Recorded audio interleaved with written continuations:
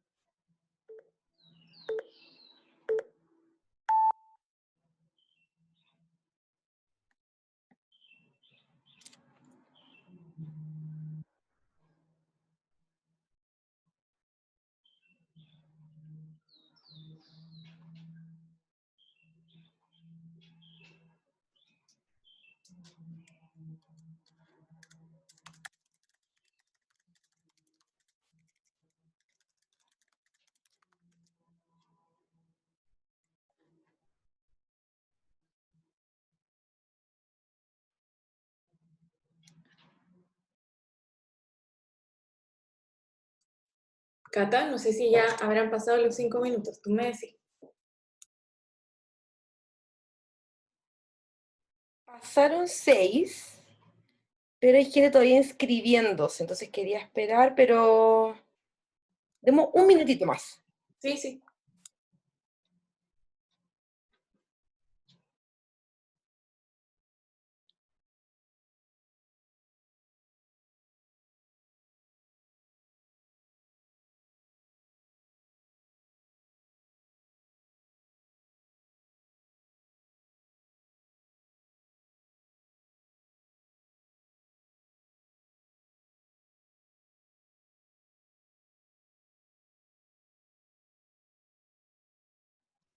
Creo que ya. Creo que por Ya. respeto a los Parece principales, seguir vamos. afirmando quienes se están registrando ahora. Eh, Hola a todas y a todos, ¿cómo están? Bienvenidas, bienvenidos a esta conversación virtual sobre inteligencia artificial y la nueva constitución en Chile, que organizamos desde la Fundación Ciudadanía Inteligente. Para quienes no nos conozcan, somos una ONG con sedes en Chile y en Brasil, que tiene 10 años de historia trabajando cómo fortalecer las democracias en América Latina, usando como uno de los pilares la tecnología. Y pensando en eso y pensando en el proceso que está viviendo Chile, quisimos motivar esta conversación porque la verdad es que estamos ansiosos y ansiosas. Después de ya ocurrió el plebiscito, que costó, hubo más tiempo del esperado para que pudiera ocurrir, y ahora ya se nos acerca la redacción de una nueva constitución, y creemos que la redacción de la nueva constitución no solo es importante porque vamos a definir en conjunto las nuevas normas que van a regir nuestra vida en comunidad, sino que también es súper importante desde el punto de vista que tiene la confianza de la gente en la democracia. Eh, y creemos que puede ser un punto transformador. Es un proceso del que podemos salir muy fortalecidos y con la gente de verdad sintiendo que las instituciones que por mucho tiempo se sienten están en las manos de los pocos pueden empezar a cambiar y a servir efectivamente a la ciudadanía, o si efectivamente este proyecto, este nuevo momento no se sale muy bien, ni es participativo, ni es diverso, puede salir también con una confianza deteriorada que puede ser muy dañina para nuestro sistema democrático en general. Entonces, estamos en este momento súper clave, muy culmine, lleno de ansiedad, y uno de los temas que creemos se van a empezar a conversar cuando ya quienes integren la Convención Constitucional se sienten a redactar el articulado de la nueva Constitución, va a ser qué tipo de soluciones tecnológicas se pueden aplicar para que este proceso sea transparente, sea cercano a la gente, y también cómo se puede facilitar un debate tan complejo y a la vez masivo como es definir las reglas que van a regir nuestra vida en comunidad. Entonces, para poder conversar de estos temas, tenemos 3 invitadas espectaculares que gentilmente accedieron a conversar con nosotras. Estamos con Paz Peña, ella es consultora independiente que abarca la intersección entre tecnología, feminismo y justicia social. Es parte del Feminist Internet Research Network, que trabaja también con Coding Rights de Brasil y explora enfoques feministas de la inteligencia artificial en América Latina. Estamos también con Loreto Bravo, ella es directora del Instituto de Data Science de la Universidad del Desarrollo, PhD en Ciencias de la Computación, y actualmente su foco de trabajo es potenciar el uso avanzado de datos como un puente entre la ciencia y las necesidades sociales y empresariales. Y por último, pero no menos importante, Catherine Muñoz. Ella es abogada, magíster en Derecho Internacional de Inversiones y Comercio de la Universidad de Chile, y tiene un LLM de la Universidad de Heidelberg, y es especialista en propiedad intelectual y regulación de nuevas tecnologías, y en particular de la regulación de los sistemas de inteligencia artificial, que es un tema que nos toca también cercanamente como fundación. Nosotros somos cofundadores de una alianza internacional, que es la Alianza A+, o A+ Alliance, como es su sitio web, donde precisamente nos preocupamos de eso, cuando se empiezan a tomar decisiones de forma automatizada, qué es lo que permite la tecnología, cómo nos aseguramos que esas decisiones se tomen pensando en la inclusión, pensando en la diversidad, y no replicar ni amplificar las desigualdades que sufre la gente en el mundo offline. Dicho todo eso, queremos que, si bien esta conversación tiene muchos elementos técnicos y a veces uno siente como si correspondiera a otros, gente que sabe mucho de tecnología, mucho de ciencia, es una conversación que queremos acercar mucho a la gente. Así que nosotros vamos a hacer nuestras preguntas también, y queremos llevar la conversación a un lenguaje súper ciudadano, y con eso queríamos partir preguntando: ¿cómo le explicarían a ustedes, a una persona que no sabe nada de este tema, que nunca ha tenido cercanía con ciencia ni con tecnología, qué es la inteligencia artificial?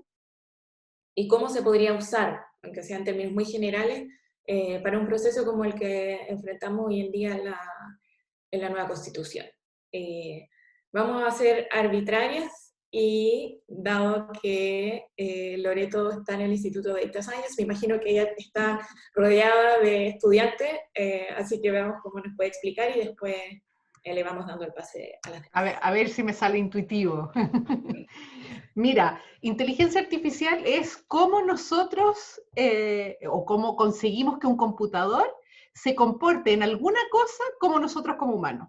¿Ya? Entonces, le podemos enseñar cosas al sistema para que, a partir o de datos históricos o de algunas técnicas, a replicar cosas que haríamos nosotros como personas. Un ejemplo de esto sería, por ejemplo, encontrar temas en los textos, ¿ya? O sea, si uno tiene un montón de textos escritos quizás por personas, podemos analizar y automáticamente te dice: mira, en este texto se tratan estos temas.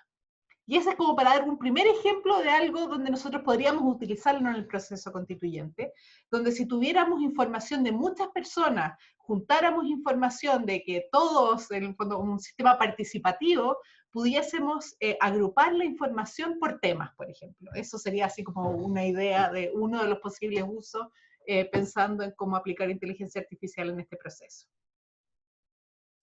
Súper, genial. Paz, no sé si tú tienes alguna definición complementaria. Oye, qué difícil venir después de la profesora Loreto Bravo. Uno que no es docente se enreda completa explicando estas cosas, así que qué bacán haberla escuchado con palabras tan simples explicarlo, ¿no? No, solo complementar que efectivamente hoy día la inteligencia artificial es como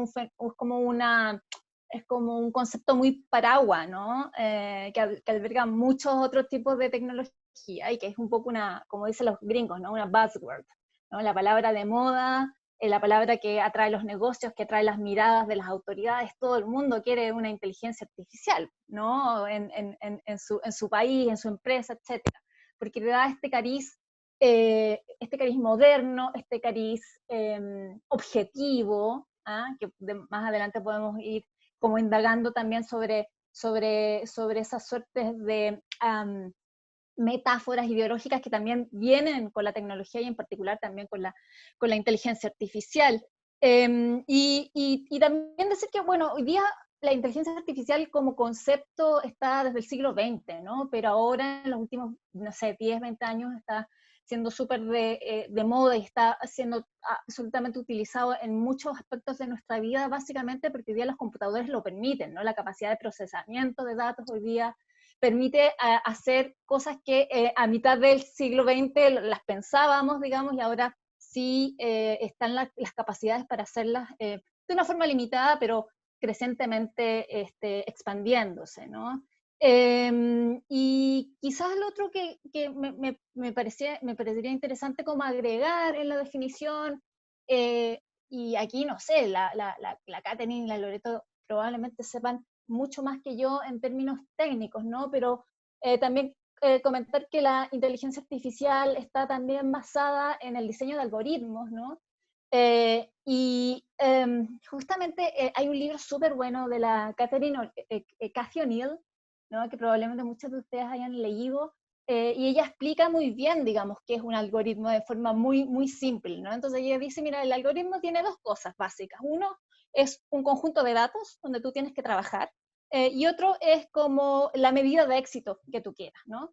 Y entonces él dice, por ejemplo, en la cocina, ¿no? En mi cocina yo tengo un número, en mi alacena, ¿no? Tengo un número ilimitado o limitado de datos, ¿no? Que son los ingredientes de la comida.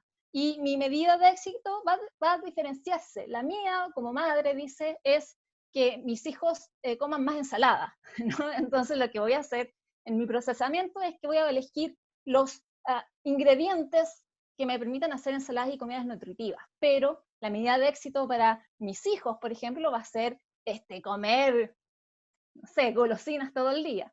Por lo tanto, cuando ellos procesen esos ingredientes, van a elegir ciertos ingredientes que tengan y los lleven a su medida de éxito, ¿no? Y explica esto tan simplemente, solamente para introducir una cuestión que hemos estado discutiendo, creo yo, todos aquí en esta suerte de comunidad en los últimos años, que tiene que ver con esta idea de que los algoritmos efectivamente no son una cuestión objetiva, digamos, ¿no? Y que está metido ahí efectivamente las perspectivas de las personas, ¿no? Desde, primero, los datos, ¿no? Cómo se recogen los datos, la depuración de los datos, el contexto histórico de los datos, etcétera, etcétera. Ahí hay un montón de perspectivas humanas que se pueden interponer, digamos, hasta quién define la medida de éxito de tu algoritmo, ¿no? Y que puede ser hoy día muy fuertemente, sobre todo en el aspecto corporativo, el hacer dinero, ¿no? Muchas veces es la medida de éxito de un algoritmo, pero puede ser diverso, ¿no? Y eso va a depender de quién lo encargue y quién lo haga, ¿no? Y creo que eso es interesante también para ponerle en la mesa del debate, como para empezar a pensar también por qué los algoritmos a veces para muchos de nosotros nos asusta, sobre todo cuando se piensa o se los promociona como una cuestión súper objetiva y que realmente es la verdad revelada, ¿no? Claro, y harto ahí también de tecnosolucionismo que puede empezar a aparecer específicamente también relativo al proceso de la nueva Constitución, y definir las medidas de éxito va a ser súper importante. Y ahí me gustaría preguntarle a Katherine, porque siempre en el derecho, el cómo se define algo te da el rango de opciones que tenéis de alguna forma para normar ese algo. Sí, yo pensaba...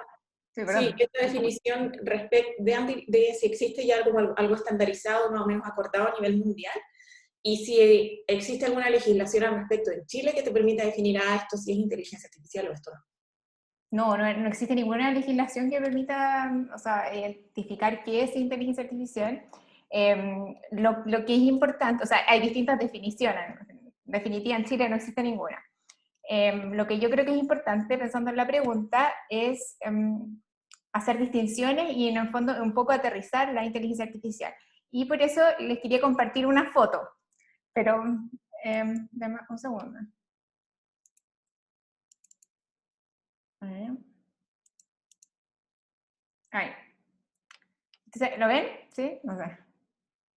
Se ve perfecto. Ya. Entonces, además de que la inteligencia artificial sea como una rama de las ciencias computacionales, es importante que tengamos presente qué entendemos por inteligencia artificial. Entonces, aquí están unos robots. Bueno, sobre este punto existe, en términos generales, existe una narrativa exagerada sobre qué es lo que significa inteligencia artificial. La publicidad constantemente nos informa sobre la capacidad de la inteligencia artificial para mejorar nuestro futuro, predecir nuestro comportamiento, la peligrosidad de las personas en base a su rostro. Se habla de entes autónomos con capacidades cognitivas, etcétera. Lo que uno puede ver en el fondo en la ciencia ficción o en las películas. Bueno, esto se llama inteligencia artificial general, que corresponde a una hipótesis en relación, básicamente es como una teoría del estudio de inteligencias artificiales que tienen la capacidad de reproducir y generalizar en el fondo aspectos cognitivos humanos. ¿Sí? Bueno, esto, que es la inteligencia artificial general, no existe actualmente. De hecho, ha sido como en el fondo, la gran promesa de la inteligencia artificial. Sin embargo, muchos autores dicen que o no va a suceder nunca, o de suceder, no sé, 50, 60 años más, si es que. Y lo que realmente existe, un segundo. Y lo que realmente existe es esto.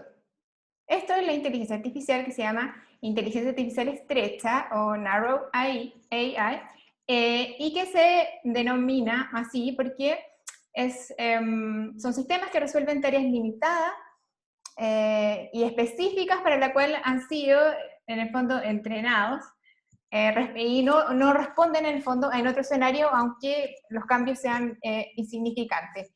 Esto, la AI estrecha, lo que realmente existe como inteligencia artificial, son los machine learning, básicamente, o sea, solo machine learning, y el subgrupo del deep learning. Como decía Paz, los machine learning son métodos matemáticos, en el fondo, que analizan un conjunto de datos existentes, identifican patrones, probabilidades de dichos datos, y los codifican en una construcción que se llama modelo, que es lo que hablaba Paz.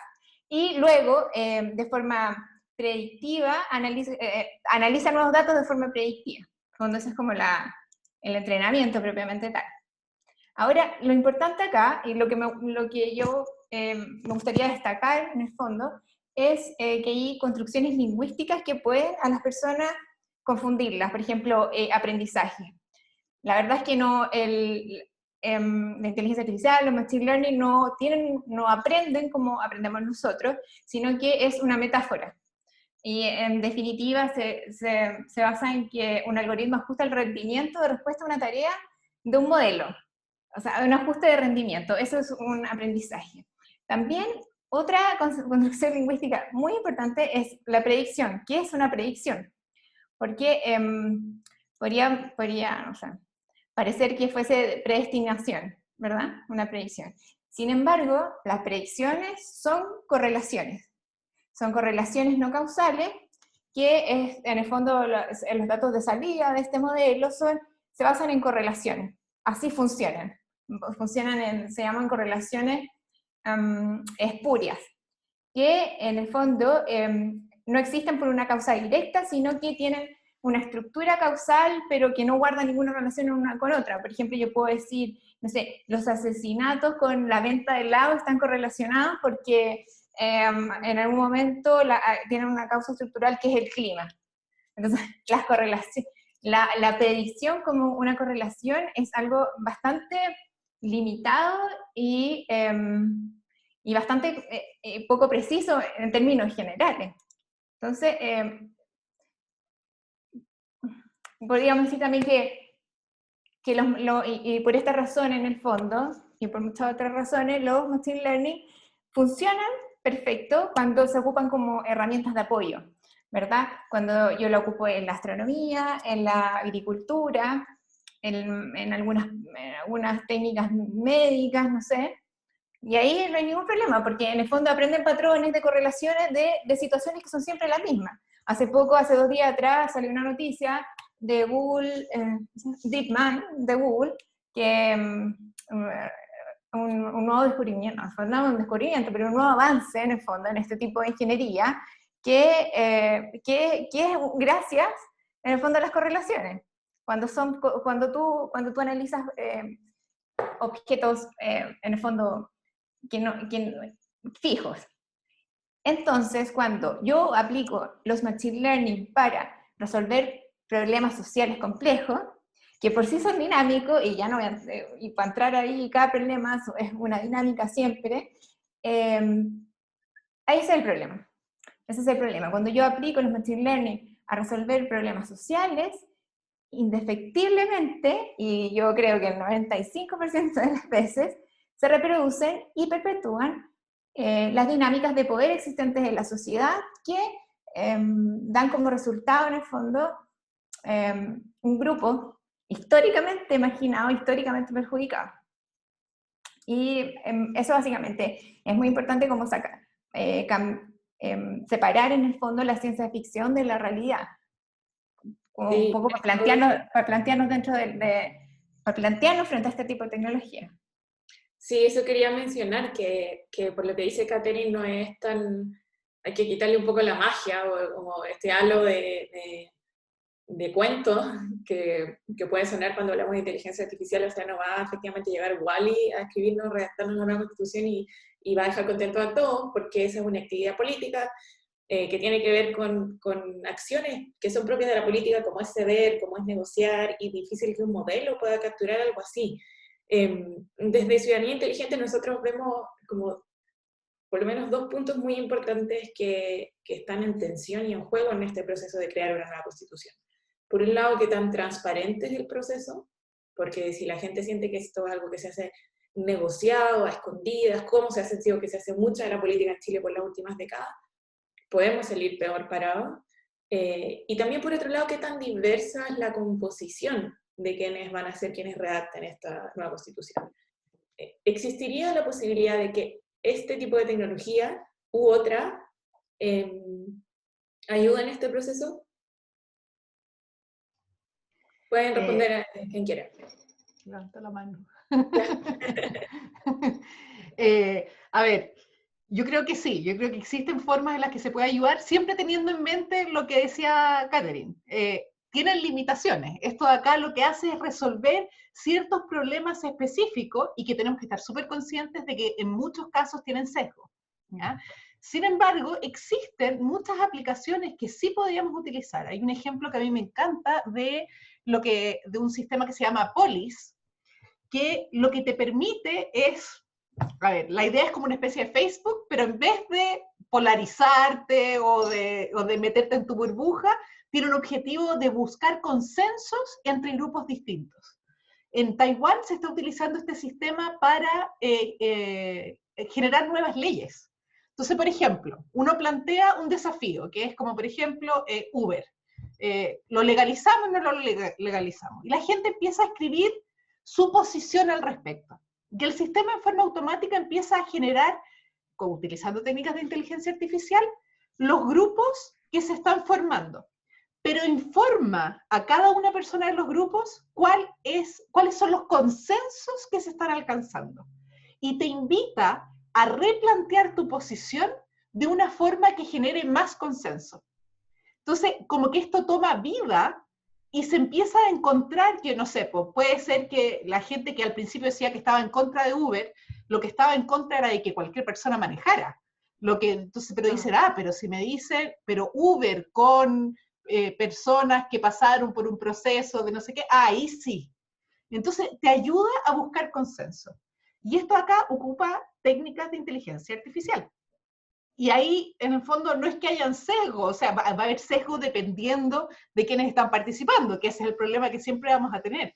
tenemos que llevar a que participen distintas personas para que los que están llevando a llegar a este consenso sean de distintas partes. Yo creo que la inteligencia artificial y la tecnología en general, porque hay herramientas que son simplemente de participación ciudadana, que no necesariamente utilizan técnicas de inteligencia artificial, nos pueden apoyar para hacer más participativo el proceso, para darle más transparencia al proceso y para que el proceso tenga accountability. Esa palabra siempre encuentro que la traducción al español nunca abarca todo lo que, pero que los que están... Sí, rendición de cuentas, pero tampoco, nunca me convence. Pero básicamente que la gente se haga, los que están participando en el proceso constituyente se hagan responsables de lo que se está emitiendo. Entonces, si involucramos técnicas de procesamiento automático de lenguaje, de clusterización, de búsqueda de tópicos, votaciones, que eso no tiene inteligencia artificial, sino que simplemente es la opinión de la gente, yo creo que podemos mejorar este proceso. Y la inteligencia artificial puede ser un aporte. Genial. El Oscar está con... Oscar está ahí... Hola, ¿se escucha? Sí, ya. ¿Lo lograste? No, es que se me acabó la batería del mouse y no podía desmutearme. Pero así que me voy a quedar así, no voy a hacer nada. Pero quizás, Paz, tú quieres complementar. Sí. Oye, es que encuentro que la pregunta que hacen es súper difícil, porque además, situadamente, yo no desarrollo inteligencia artificial, entonces no estoy pensando así, digamos, en ideas, no está en mi chip del día a día. Pero creo que quizás sea interesante también pensar y analizar la tecnología y la inteligencia artificial también en su contexto histórico, en cómo se da porque justamente la tecnología es parte, ¿no? Está cruzada, ¿no? Por lo social, por lo político, por lo histórico. Entonces yo creo que puede ser interesante el ejercicio de decir, bueno, ¿qué proceso histórico hoy día estamos viviendo con la Asamblea Constituyente y cómo en ese sentido se intersecta la tecnología y particularmente la inteligencia artificial? Entonces hoy día, mientras pensaba en qué puedo decir interesante en esta reunión, en esta pregunta tan provocadora, empecé a pensar en el proceso político en el que estamos y en el análisis que se le está haciendo sobre este proceso único histórico en el que estamos inmersos las chilenas y los chilenos, ¿no? Y entonces, por un lado, tú puedes entender que muchos, no sé, sociólogos, historiadores, connotados intelectuales en este país han estado analizando la revuelta de octubre y te vas dando cuenta de que muchos de esos análisis te están mostrando de que este es un proceso popular, ¿no? Esto es interesante, pensando también en que la tecnología muchas veces es parte de una élite, ¿no? Esto es un proceso popular, ¿no es cierto?, en que los individuos populares se levantan en contra de las élites, ¿no? Esta es parte importante del análisis que se está haciendo hoy día con respecto a octubre del 2019, ¿no? Y básicamente le cobran cuentas al modelo neoliberal, es decir, de nuevo, ¿no? Estamos viendo que se habla de sujetos populares versus una élite y una fuerte crítica al modelo neoliberal, ¿no? Creo que en eso podemos estar un poco todos un poco de acuerdo, ¿no?, con respecto a los análisis que están haciendo de lo que pasó o de lo que nos está pasando, ¿no? Por ejemplo, Manuel Canales, el sociólogo reconocido de la Universidad de Chile, está hablando justamente de cómo los sujetos populares no le cobran las cuentas a la élite, ¿no? Y estos sujetos populares que crecieron en el neoliberalismo y que le hicieron caso a todo el modelo neoliberal del mérito, del esfuerzo individual, etcétera, etcétera, terminan endeudándose, pero se dan cuenta que el endeudamiento es estar en una universidad B y que no les permite nunca efectivamente tener una movilización en términos de clase social, etcétera, etcétera, ¿no? ¿Cómo se llama también la Katy Araujo, ¿no? Dice que la revuelta es producto de una transformación social donde ya los sujetos, el sujeto popular no solamente quiere una mejor vida económica, sino también un trato digno, ¿no? Entonces, me parece interesante poner y analizar un poco el proceso histórico para hablar de la tecnología, porque en el fondo nos va a ayudar también a pensar en cómo plantear esa tecnología también, para que sea una tecnología popular, para que sea una tecnología que no sea una continuación del neoliberalismo, para que sea una tecnología que efectivamente ayude a democratizar, ¿no? Que es también una de las cuestiones que apabullantemente está pidiendo hoy día la sociedad de acuerdo a los análisis que estamos viendo. Y nosotros con Coding Rights, que es una organización de la sociedad civil de Brasil, y yo soy una investigadora asociada con ellos, estamos viendo hace un par de años, analizando los distintos sistemas de inteligencia artificial que están usando los estados en Latinoamérica, particularmente para apoyarse en políticas públicas respecto al desarrollo social, ¿no? al manejo de la pobreza, etcétera, etcétera, ¿no? Y hemos visto, esto no es masivo todavía en Latinoamérica, pero sí hay crecientemente un uso, ¿no?, de este tipo de inteligencia artificial. Y si uno puede ver características comunes en estos tipos de inteligencia artificial, que insisto, ¿no?, que están enmarcados, ¿no?, en el manejo del desarrollo social y de la pobreza, es que efectivamente son una continuación de las políticas de focalización del neoliberalismo, ¿no? En el fondo lo que tratan de hacer es identificar a qué sujeto pobre le van a dar los recursos, ¿no? Entonces, por un lado, quiero decir que mucha de la inteligencia artificial es hija también de ese neoliberalismo que se critica en el proceso constituyente. Lo otro es que en la mayoría, por no decir todos, ¿no?, hay absolutamente desconexión entre cómo se planificó el sistema de inteligencia artificial con la participación social, ¿no? Con la participación de los sujetos a quienes trata de, entre comillas, ayudar. Y esto es casi general, ¿no? Hay cero conexión entre el desarrollo de la solución y las personas afectadas, digamos, ¿no? De nuevo, ¿no?, elitizando, ¿no? Hay una élite que decide cómo se va a hacer la tecnología y cómo te va a afectar a ti, sujeto popular, ¿no? De nuevo, ahí hay un corte. La inteligencia artificial, como se está aplicando, insisto, en este pequeño cuadradito que estamos analizando, tiene esas tendencias, ¿no? Y si tú las vas comparando con lo que está pensando la gente en Chile en el proceso constitucional, uno ve como un desbalance en el fondo, ¿no? Y efectivamente, ¿no?, podríamos decir que hay en estos procesos de inteligencia artificial que se están aplicando por el Estado, en Latinoamérica hay una elitización también enmascarada de la tecnología. Entonces, si tú me preguntas, bueno, entonces, ¿cómo puede una inteligencia artificial favorecer a un proceso constituyente? Me parece que es un reto mayor, digamos, ¿no? Porque, como hemos visto, muchas de esa inteligencia artificial es hija del neoliberalismo, es hijo de la elitización, es hijo de la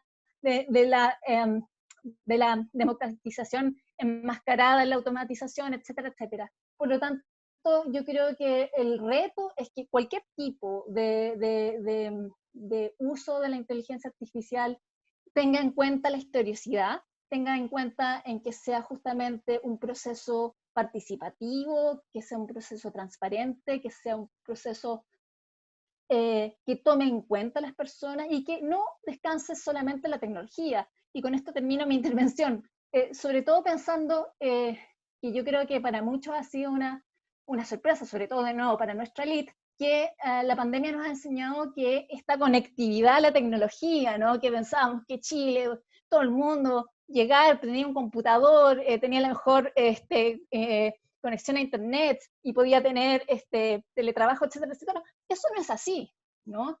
Hoy día la precarización de la conexión a internet es muy fuerte. El uso y la apropiación de las tecnologías es bastante... depende bastante, ¿no?, de la clase social en que estés, etcétera, etcétera. Entonces, yo creo que también si el proceso constituyente y la tecnología que lo apoye quiere ser efectivamente llevar esos valores que nos han llevado desde octubre del 18 hasta el día de hoy, digamos, yo creo que también hay que pensar siempre en que la tecnología sea un apoyo, pero siempre estar pensando en otro tipo de comunicaciones y de participación análoga, entre comillas, para toda esa gente que la tecnología no es una cuestión que es natural, digamos, a ella o que está habituada a ella, y yo creo que eso también es importante en este sentido. Dicho esto, creo que sí, la inteligencia artificial con las ideas, por ejemplo, que planteaba Loreto, ¿no? De manejo de documentación, por ejemplo, ¿no? De experiencias comparadas, etcétera, etcétera, me parece que puede ser muy interesante siempre y cuando, claro, logremos tener todas estas alertas de, como también decía Loreto, ¿no? De transparencia, de participación, para que sea un proceso constituyente que van a ser 2 años y que probablemente vamos a necesitar mucha masividad, ¿no? De participación, y creo que ahí la tecnología puede jugar un rol muy interesante.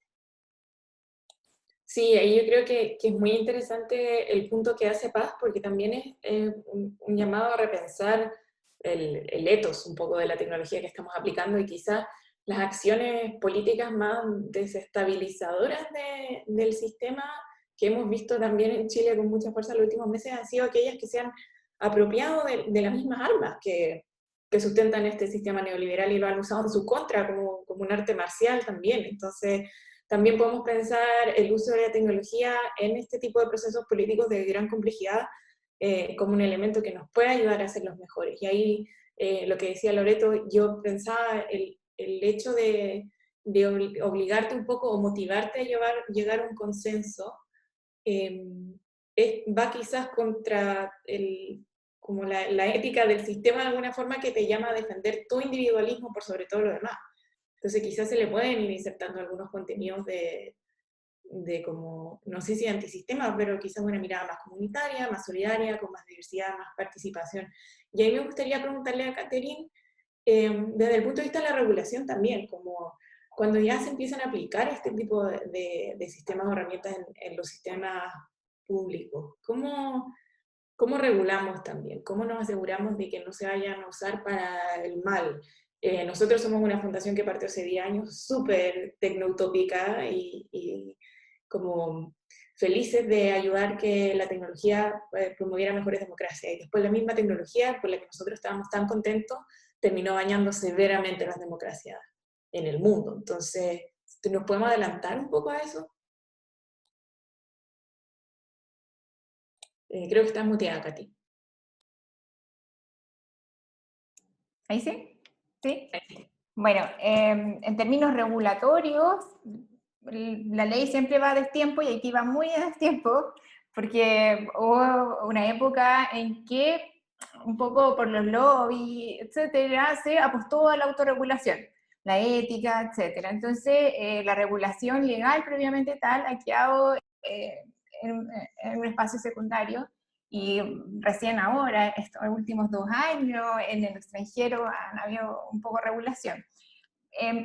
Mira, básicamente hay que tener presente que la inteligencia artificial no es la solución a todo, y en general no es la solución a la mayoría de las cosas, y en ese sentido, como decía, funciona para cosas específicas, y cuando la vamos a aplicar, porque no sé por qué hay como un interés tan grande en aplicarla a problemáticas sociales, yo creo que además de la regulación debería tomarse una política de riesgo, en el sentido de que cualquier sistema de inteligencia artificial que sea potencialmente riesgoso, yo voy a actuar desde el riesgo, en el fondo. O sea, si es algo que me pruebe, en el fondo, que este sistema no va a causar un daño a la persona, yo podría usarlo, si no, no lo voy a usar, independiente de las normas. Ahora, el marco regulatorio de la inteligencia artificial está directamente relacionado con el ámbito de aplicación. Es muy amplio, no existe como una ley de inteligencia artificial, sino que es una educación de normativa, de un marco general, que va de, bueno, la ley de protección de datos, las normas de no discriminación, el derecho consumidor, la responsabilidad civil, en el fondo por daño, normas de libre competencia, ciberseguridad, etcétera. O sea, un mundo. Hay normas específicas, por ejemplo, sobre tratamientos biométricos, sobre tratamiento del sistema de inteligencia artificial de vigilancia policial, etcétera. Pero básicamente, yo creo que las normas más importantes para nosotros acá en Chile, es la ley, el proyecto de ley de datos personales. Hay un par de normas que son muy importantes. Hay una que ni siquiera está en el proyecto y que es fundamental, que es la evaluación está, por ejemplo, en la Unión Europea, existe una norma que establece que se deben realizar evaluaciones de impacto de riesgo, así como las ambientales, en el fondo.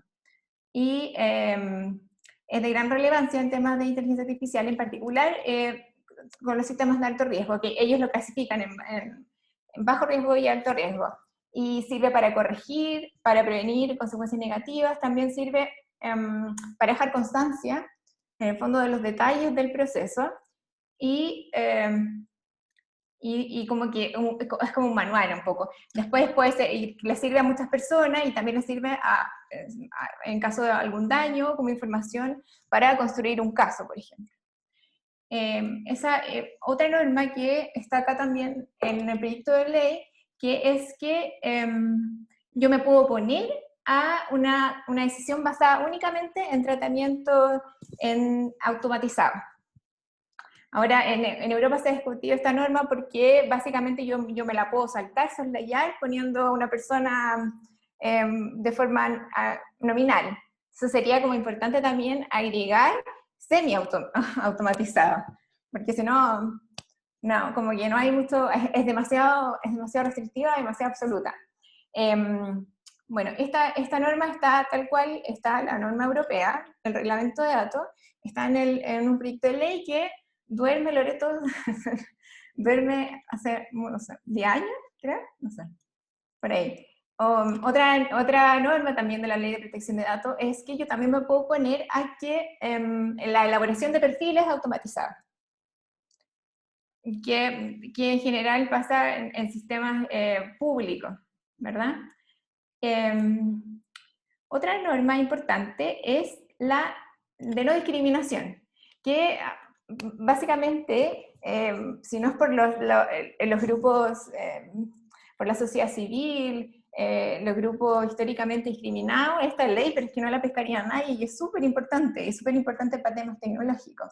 Y yo me saco el sombrero por ello, porque gracias, en el fondo, a muchos activistas, esta ley está saliendo hay un proyecto de ley ahora que está a punto de salir, y que tiene varias normas que pueden proteger a una persona en el caso, por ejemplo, que pasa siempre, que un sistema de inteligencia artificial te discrimine, que es ya lo más frecuente en el mundo. Entonces, la ley de no discriminación, por ejemplo, tiene que tener tipos de discriminación. En este caso, la ley actual es una ley muy mala, es una ley procesal que solo tiene muy poco artículo y determina como un procedimiento, y señala básicamente la discriminación directa. Que la discriminación directa es la que nosotros fácilmente reconocible cuando, no sé, no te dejan entrar a un restaurante, etc. Pero lo que sucede generalmente en casos de sistemas de inteligencia artificial es la discriminación indirecta, que en el fondo es una norma, la aplicación de una norma neutra para todos, pero cuyos resultados perjudican a un grupo, generalmente al grupo históricamente oprimido, de una forma significativa. Por ejemplo, el caso del algoritmo que se usó para otorgarles las notas del A-Level, que es como la prueba de aptitud, en Inglaterra, y en el fondo el sistema, el modelo en este caso, tenía múltiples variables, pero una de ellas era que tenía que otorgar un puntaje al récord histórico de los alumnos y un puntaje a la opinión del profesor, que les ponía como una nota, profesor. Y dentro de tantos como instrucciones, etcétera, le dieron como un poco más de puntaje a colegios que tenían un poco historia. Resultó que el modelo, a partir de esa regla, que no tiene nada que ver con injusticias ni nada, le otorgó más puntaje a los profesores que tenían menos alumnos. Porque son correlaciones, en el fondo, son causas, ¿no? Entonces, le otorgó mayor puntaje a los profesores que tenían menos alumnos, y los profesores que tienen menos alumnos son en general colegios privados, de gente que tiene mayor, en el fondo, un mayor pasar en el fondo. Y a las personas de escasos recursos, o en general sí, bueno, a las personas de escasos recursos les bajó el puntaje. Porque también los sistemas de inteligencia artificial tienen una norma, buscan como un centro en el fondo. Entonces siempre son excluyentes. Son excluyentes desde su origen, son excluyentes. Todos los algoritmos, por ejemplo, no sé, pues el de clúster viene de un concepto que se llama homofilia, y la homofilia viene de un estudio sobre la segregación racial en Estados Unidos. O sea, ya no puede ser. Y el algoritmo de clase es la base de las redes sociales. O sea, lo que nació en un estudio de segregación residencial es la base de las redes sociales y crea segregación digital, obvio, sí, tampoco es tan loco. Entonces, también, bueno, eso respecto de la ley de no discriminación, es muy importante tenerla, porque es difícil darse cuenta que uno le discrimina a un sistema de inteligencia artificial. Ven el caso, por ejemplo, de Facebook, que hace 4 años, ProPublica logró como descubrir en el fondo que esto de la publicidad selectiva, que en el fondo Facebook, a partir de este algoritmo de clasificación, en el fondo nos clasifica dentro de un grupo X que nosotros no tenemos idea, y eso permite que ellos presten el servicio de publicidad selectiva, que ellos son sus verdaderos clientes, no nosotros. Entonces pasó en Estados Unidos que muchas empresas inmobiliarias, educacionales, pedían, ya, bueno, yo voy a dirigir mi publicidad a tal grupo, pero además voy a excluir de que no reciban publicidad generalmente personas de un grupo históricamente oprimido, como afrodescendientes, latinos y personas pobres, lo cual es un acto discriminatorio y prohibido por muchas leyes en Estados Unidos, que nadie las cumple, ¿verdad? Pero ¿cómo una persona así no es posible darse cuenta? En el fondo tú, si no recibes un aviso de trabajo también, si no lo ves, no lo sabes en el fondo. Entonces es difícil darse cuenta, pero si la gente sabe esto, igual uno está como más pendiente. De repente pasan cosas así y es importante. Y en general, bueno, hay otra norma que es importante, y perdón, lo último, la responsabilidad civil, que en Europa el mes pasado sacaron una resolución, un régimen de responsabilidad civil objetiva, que muchos hablaban de que cómo los sistemas si ellos tienen la culpa, porque tienen como, y actúan un poco menos que solo, y Europa decidió que, francamente, aquí el culpable es la empresa, y no hay más como cuestionamiento sobre el black box y la transparencia, etcétera, respecto de un grupo no de todo, pero respecto de sistemas de inteligencia artificial que son de alto riesgo, dicen ellos. Por nombrar unas normas, porque hay muchas. Sí, ahí volvió mi audio. Hemos escuchado también, cuando uno empieza a investigar estos temas, estos casos como muy groseros, de ejemplo así, de lo súper dañina que puede ser la implementación incorrecta de estos sistemas para la vida de las personas. Y ahí creo que Loreto quiere complementar, y después La Paz también si quiere sumarse. Pero es que se me había olvidado decir que quienes tengan preguntas, si las pueden ir escribiendo por el chat, y las dejamos anotaditas para ya después de esta ronda empezar esa parte. Yo me siento con la responsabilidad de dar una visión un poco más positiva de la inteligencia artificial. Yo estoy súper de acuerdo que hay un montón de problemas con la inteligencia artificial y un montón de limitaciones de las que tenemos que estar conscientes cuando lo utilizamos, pero como todas las tecnologías, también tienen su lado bueno. Y yo creo que acá, si nosotros estamos pasando por un proceso constituyente en el que queremos que participe la mayor cantidad de gente, seamos realistas. No podemos leer todo lo que escriba toda la gente. Existen distintas técnicas de inteligencia artificial. Tienes todo el mundo del aprendizaje supervisado y el mundo del aprendizaje no supervisado, ¿ya? En el supervisado, tú le enseñas a partir de datos históricos que vienen etiquetados, y ese es son como los algoritmos que traen más problemas, que tienen más problemas de sesgos históricos, pero está todo este mundo que tiene que ver con el análisis no supervisado, que buscan similitudes, que hacen extracción de tópicos. Existe todo un amplio como espectro de técnicas que no tienen algunas limitaciones y problemas, pero se pueden aplicar para analizar estos grandes volúmenes de datos que en circunstancias normales no podríamos considerar. O sea, veamos, por ejemplo, cuando se hicieron los encuentros locales autoconvocados. Se generaron un montón de documentos. Hay un centro en la Universidad del Desarrollo, el Centro de Complejidad Social, que hizo un análisis utilizando técnicas de lenguaje natural para sacar información de cuáles eran los deberes principales que se habían extraído que se debían considerar.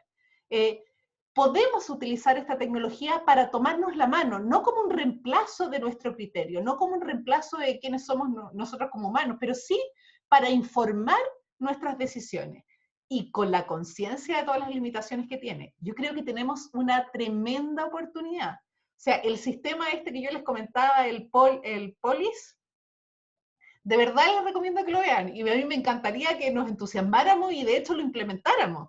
Yo creo que se pueden hacer cosas interesantes ocupando tecnología, y no por el susto que tenemos de la tecnología strong, la dura que comentaba Catherine, respecto a que son estos robots que nos vienen a reemplazar. No, miremoslos como lo que son, unos artefactos llenos de limitaciones, que tenemos que estar conscientes de cuáles son esas limitaciones para no usarlo cuando no corresponde, pero también para utilizarlos cuando podemos sacar y generar valor a partir de ellos, como un agregado para aumentarnos en cuanto a nuestras capacidades, acogiendo todas las limitaciones que ustedes nombran. Pero yo le tengo cariño a la inteligencia artificial y de verdad creo que nos puede ayudar. Yo creo que nos puede apoyar.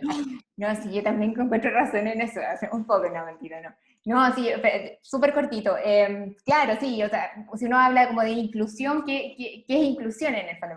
La palabra está súper manoseada, pero sobre todo en este proceso constituyente, como la inclusión en el fondo, más que darle como voz a la persona, es legitimar la constitución en el fondo, porque, bueno, así, en teoría política, en el fondo una norma democrática solo es legítima si todos los afectados por ella en el fondo participan. Y en ese sentido, como dices tú, es súper importante generar mecanismos de comunicación,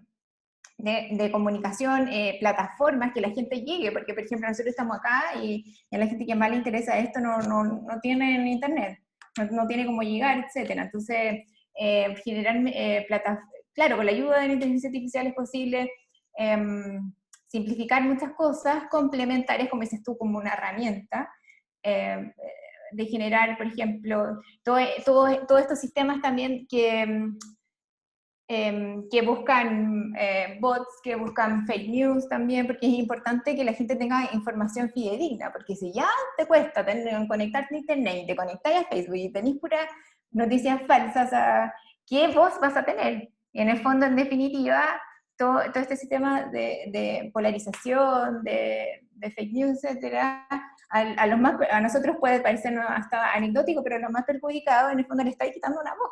Y ya a ellos ya les cuesta como darse a entender, en el fondo. Y claro, y ahí hay varias aplicaciones. Yo también he visto una que en el fondo es como un correo que tú le escribes directamente a los parlamentarios.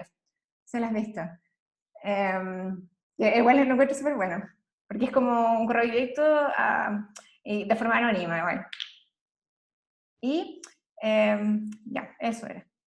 Ahí la Paz quería comentar. Sí, es que me dio mucha risa la intervención de Loreto, así como tengo que... me dio risa porque en el fondo, claro, yo creo que en la vereda de Catherine, y también siento que, aunque yo no soy abogada, estoy en esa vereda muchas veces porque justamente a nosotros nos toca hacer el análisis de decir, no, no, esta idea está mala por esto, este es el análisis de riesgo, etcétera, etcétera, ¿no? En el campo mío, que es más bien la defensa de los derechos humanos. Pero efectivamente creo yo también que a propósito también de lo que dice la Loreto, yo creo que también el proceso constituyente y el proceso histórico en el que estamos también tiene que ser una oportunidad, creo yo, para pensar las tecnologías de una forma diferente, ¿no? Y el problema que uno a veces parece que ser como casi una ludita y que está en contra de todas las tecnologías, no es que uno esté en contra de las tecnologías, de hecho, trabajamos por las tecnologías, claramente, digamos, yo estoy totalmente, el pan de cada día es por las tecnologías que analizo, pero lo que quiero decir es que creo que es una oportunidad histórica también para pensar una tecnología que en vez de estar, de que sea oscura, de que sea una caja oscura, de que sea una caja que solamente sea de provecho de las hegemonías, etcétera, etcétera, que sea todo lo contrario, que sea una tecnología que tienda justamente a la transparencia, que tienda a la participación, que tienda a la inclusión, ¿no? A la inclusión de todas las personas, digamos, ¿no? Y no solamente nosotras aquí, las de clase media alta, que tuvimos una educación superior en una buena universidad, que estamos hablando acá, digamos, sino de todos, ¿no?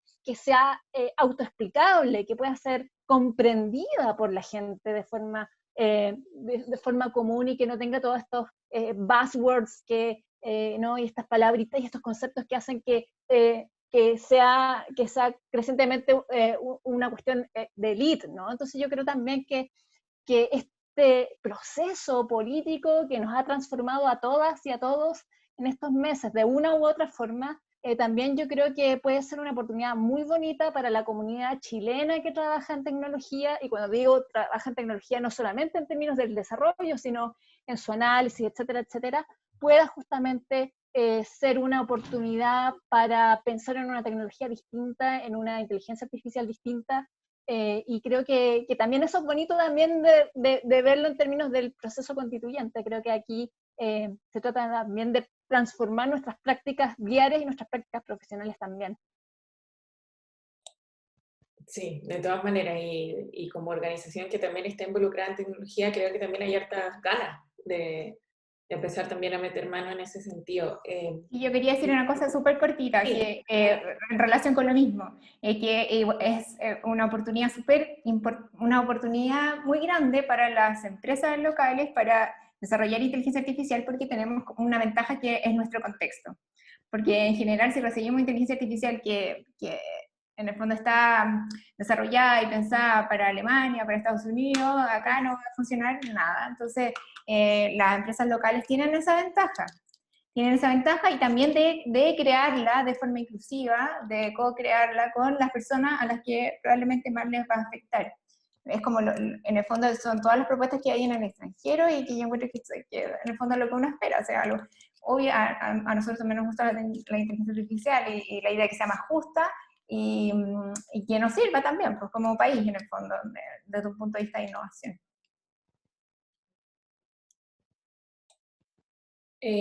Antes ya de cerrar, María Luisa nos hace una pregunta por el chat, y que va dirigida a las tres. Dice: me gustaría saber la opinión sobre qué piensan del desarrollo del uso de la inteligencia artificial en procesos democráticos y electorales, pensando en su uso exponencial este año en elecciones latinoamericanas, tanto para potenciar campañas como para promover ataques, deslegitimación y violencia. ¿En qué deberíamos mantener ojo y cómo superar esto? A quien se le vengan ideas a la cabeza puede responder. Yo puedo aportar algo ahí. Así como se ha utilizado inteligencia artificial para generar toda esta desinformación, ataques, hay mucha investigación en este momento para ocupar inteligencia artificial para contrarrestar eso. O sea, es como combatir inteligencia artificial con inteligencia artificial. Porque la verdad es que, bueno, podemos decir cosas como necesitamos que la ciudadanía esté consciente, que busque, que aprenda, que definitivamente es algo que necesitamos hacer, pero esta cosa va a ir creciendo y cada vez van a ser más astutos en la forma. O sea, los deepfakes, estos videos que uno ve y que parece la persona realmente, necesitamos poder detectarlos ocupando como la misma herramienta con la que fueron generados. Entonces quería hacer notar nomás que tenemos que utilizar inteligencia artificial para combatir lo que se ha desarrollado con inteligencia artificial.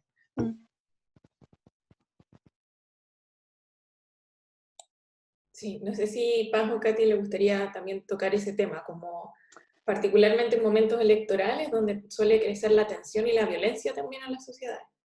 Sí, yo creo que es una pregunta súper amplia, digamos, ¿no?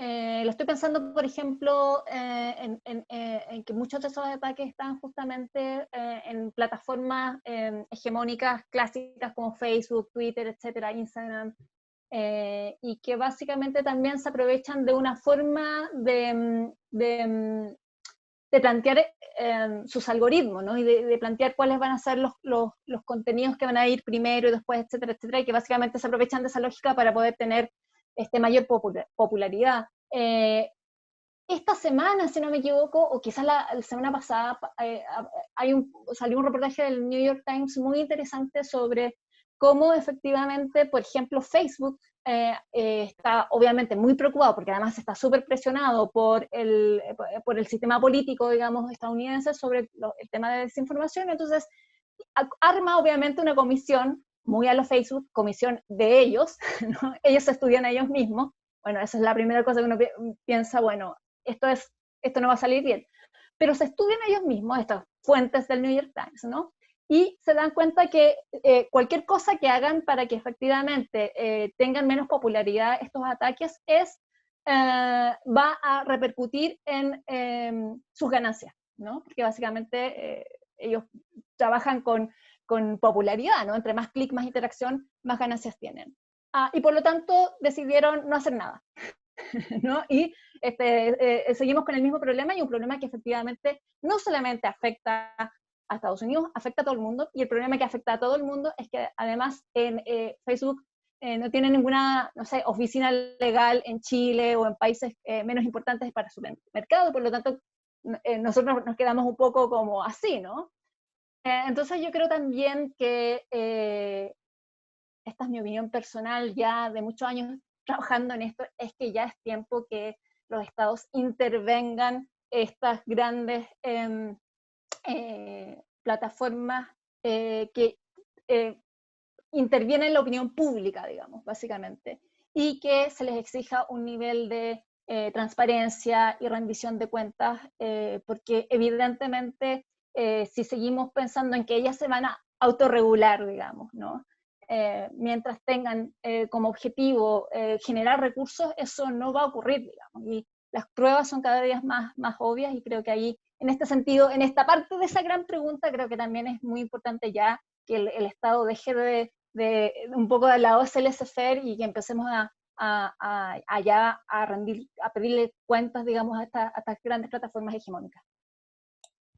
Sí, y en esa misma línea, María Pilar Uribe nos deja en el chat un comentario y dice: creo que un tema clave que no se ha mencionado es el poder de los ciudadanos para modificar los algoritmos. Un ejemplo es cómo los periodistas y activistas ciudadanos han presionado a Facebook para que transparente quién paga las campañas, y ahora Facebook tiene un sistema que, bueno, puede tener algunas fallas, pero algo hay donde no había nada, donde trata de hacerle seguimiento a quién está poniendo la plata para la publicidad política.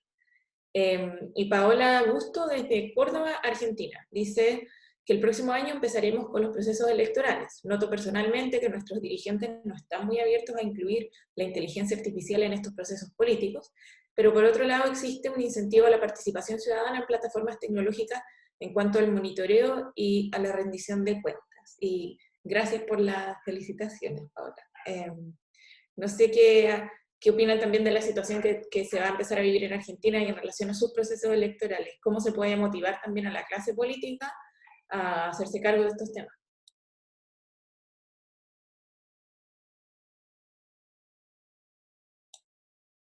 Quien quiera puede tomar la palabra. Y si no la quieren tomar, no. Perdón. Sí, básicamente como desde el punto de vista así como más teoría del derecho, la exclusión política pasa, bueno, es externa, que directamente a las personas se les excluye en el fondo de toma de decisiones, y también tiene un componente interno. Y en el fondo pasa, por ejemplo, cuando las personas pueden acceder o representantes, en el fondo, al Congreso, no sé, a ambientes donde se toman las decisiones, y las personas no tienen las herramientas argumentativas, por ejemplo, que tienen los políticos, etcétera, que hablan como con mucha propiedad y en el fondo se fijan mucho como en la forma, y las personas se sienten limitadas por eso. Es muy importante también, y en ese sentido, cambiar la forma de comunicarnos por la narrativa, crear como historias, en el fondo testimonios, y eso también yo he visto hartos sistemas que buscan, que agrupan historias y buscan como lugares comunes, sentimientos comunes entre las personas, porque eso al final une y te permite tener una comunicación, porque en el fondo la inclusión pasa por una parte, bueno, aparte de las instituciones de escaños reservados, etcétera, en general pasa por un diálogo y rendición de cuentas. Para generar un diálogo yo tengo que estar con mi interlocutor, entendernos, ¿verdad? Y muchos autores señalan que la forma de incluir a las personas dentro de un diálogo es cambiando las formas de expresarnos a través como de narrativa, buscar encuentros comunes, ¿verdad? A través de testimonio, etcétera, y he visto como hartos, no hartos, pero un par, en el fondo de desarrollo tecnológico respecto de eso. Que tienen que ir como con y en el fondo ahí tú incentivas, en el fondo, la participación, que te sientes como parte de, ya parte de que la otra persona te está tomando en cuenta y en el fondo como que no te mira así como que no entiende lo que estás hablando. Sí, eso. No sé si Loreto o Paz tienen algo también para complementar. No. Solo quería hacerles una última pregunta, si alguna tiene algo más que agregar, si sienten que se les quedó algo en el tintero que sea importante transmitir. Yo creo que bueno, primero creo que lo he dicho varias veces, pero me parece que es muy provocativa la pregunta de la mesa, digamos, ¿no? Para mí al principio fue, bueno, proceso constituyente e inteligencia artificial, ¿tienen algo que ver? Quiero que tengan algo que ver, y sacándome todos mis prejuicios, ¿cómo quiero que tenga que ver algo así, ¿no? ¿Cómo puede complementar efectivamente la tecnología un proceso tan complejo, tan políticamente complejo, ¿no?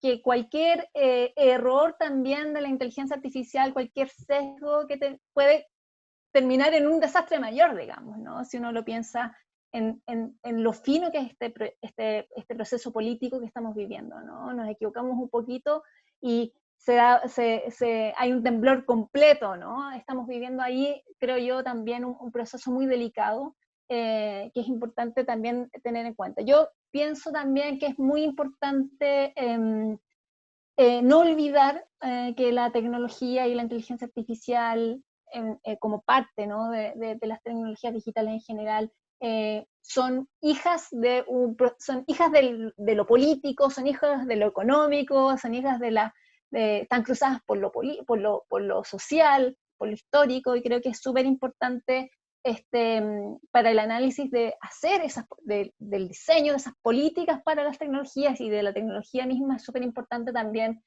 formar equipos multidisciplinarios, ¿no? Que te permitan entender la complejidad que significa introducir una tecnología en cualquier sistema político. Yo creo que eso hoy día todavía falta harto todavía con respecto a eso. Los científicos de datos, digamos, trabajan separados no sé, de los antropólogos, los desarrolladores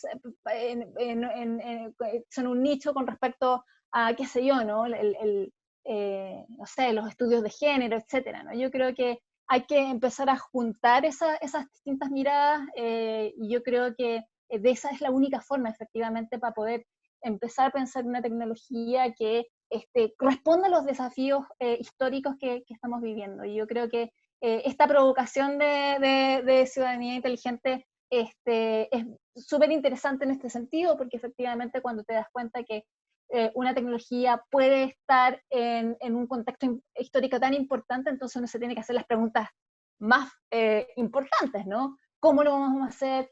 ¿Cómo vamos a responder políticamente la tecnología a este desafío, etcétera, etcétera? Entonces yo creo que sí, que esta mesa también me ha ayudado también a mí a pensar, ¿no?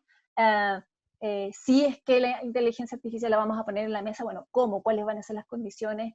Y si esta es una oportunidad histórica también para pensar una inteligencia artificial políticamente nueva y renovada, y no esa que está oscura, de caja negra, solamente de la elite. Yo creo que esta es una bonita oportunidad.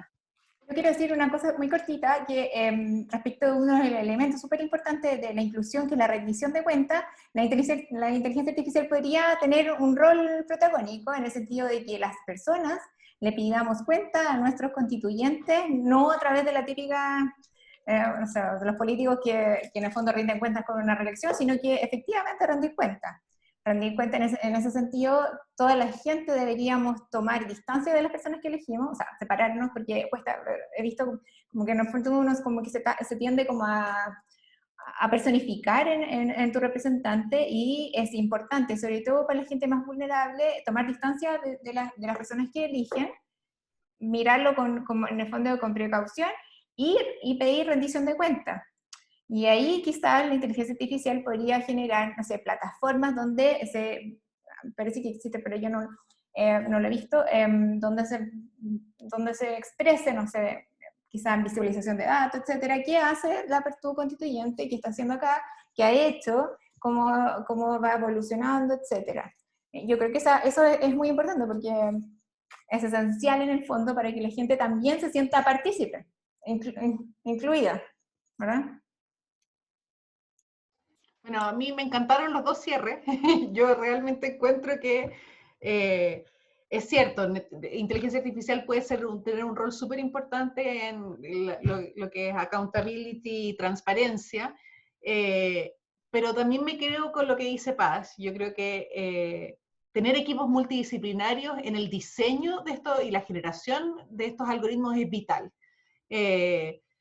Claro, si tienes ahí a un computín como yo metido ahí entre medio, yo voy a andar mirando la maravilla de qué es generar el algoritmo y qué bonito cómo funciona, pero me voy a perder un montón de cosas en los criterios que estoy poniendo a la hora de crear los atributos con los que voy a entrenar mi modelo.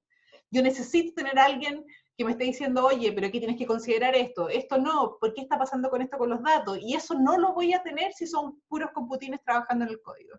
Entonces, yo creo que también ese es un mensaje súper importante. ¿Cómo armamos buenos equipos multidisciplinarios para diseñar esto, para que nos dé la mano, porque nunca no nos va a reemplazar, y podamos sacar provecho de esto en el proceso constituyente?